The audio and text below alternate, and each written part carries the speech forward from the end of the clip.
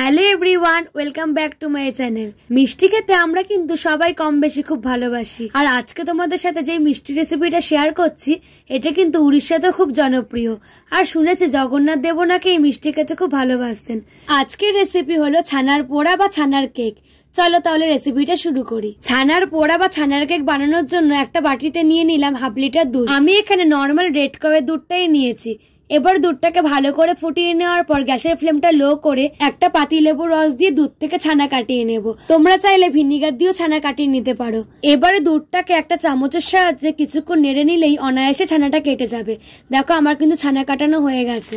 এবার এই ছানাটাকে একটা বাটির মধ্যে একটা ছাঁকনির সাহায্যে ছেঁকে নিলাম এবং এর মধ্যে অল্প একটু ঠান্ডা জল দিয়ে ছানাটাকে খুব ভালো করে ধুয়ে নেব। তারপর একটা চামচ দিয়ে ছানাটাকে হালকা হালকা করে চেপে ছানার মধ্যে যে এক্সট্রা জলটা ছিল ওটা বের করে নেব। খুব কিন্তু বেশি প্রেস করা কিংবা জল ঝরিয়ে নেওয়ার দরকার নেই, এটা একটু ভেজা ভেজাই থাকবে। এবারে ছানাটাকে একটা বাটির মধ্যে আমি নিয়ে নিলাম। এবারে একটা স্প্যাচুলার সাহায্যে ছানাটাকে খুব ভালো করে মেখে নেব।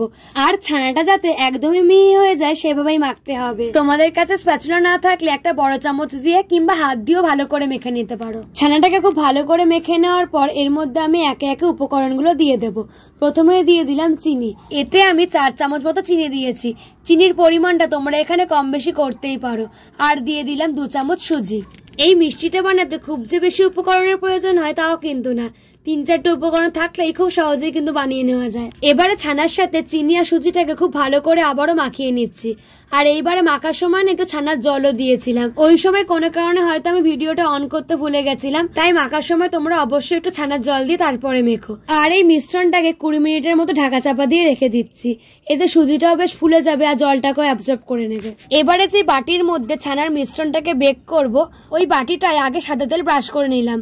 তারপর ওপর থেকে একটা কাগজ বসিয়ে দিয়েছি। ওই কাগজটাকে আমি আগে থেকেই বাটির সাইজের মতনই গোল করে কেটে নিয়েছি। আর ওপর থেকে আরো একটু ঘি দিয়ে সেটাকেও ব্রাশ করে নিচ্ছি। আমার কাছে বাটার পেপার ছিল না বলে আমি এই প্রসেসটাই করেছি। তোমাদের কাছে বাটার পেপার থাকলে তাহলে ওটার মধ্যে বেকটা করো। 20 মিনিট পর ছানার মিশ্রণটা কিন্তু খুব ভালো করে মিশে গেছে আর একটু থকথকে ভাবও হয়েছে।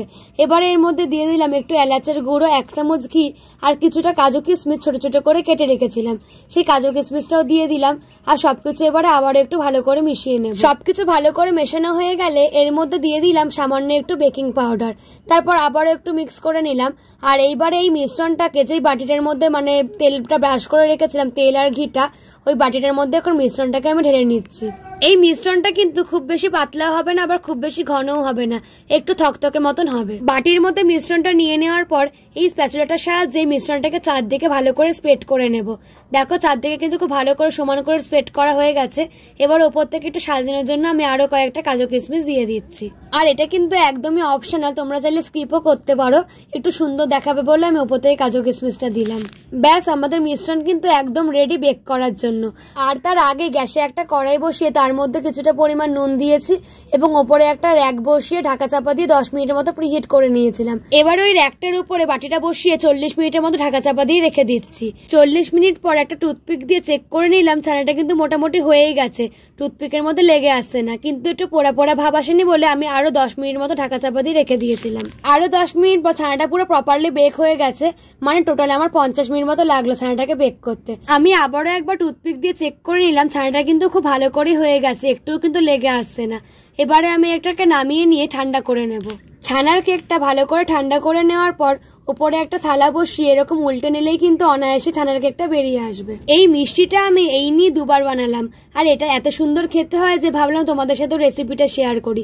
এই ছানার কেকটা বা ছানার পোড়া যেটাই বলো না কেন, যেমন সুন্দর দেখতে হয়েছিল খেতেও কিন্তু তেমন টেস্টি হয়েছিল। তোমরা অবশ্যই একবার এইভাবে বাড়িতে বানিয়ে দেখো, সবার নিশ্চয়ই খুব ভালো লাগবে। আর তোমাদের যদি আমার এই রেসিপিটা ভালো লেগে থাকে তাহলে প্লিজ একটা লাইক, কমেন্ট, শেয়ার এন্ড চ্যানেলটিকে সাবস্ক্রাইব করে দিও। আর ফেসবুক থেকে দেখে থাকলে প্লিজ একটা ফলো করে দিও। সবাই খুব ভালো থেকো, সুস্থ থেকো। দেখা হচ্ছে নতুন কোনো ভিডিওতে। Thanks for watching, tata.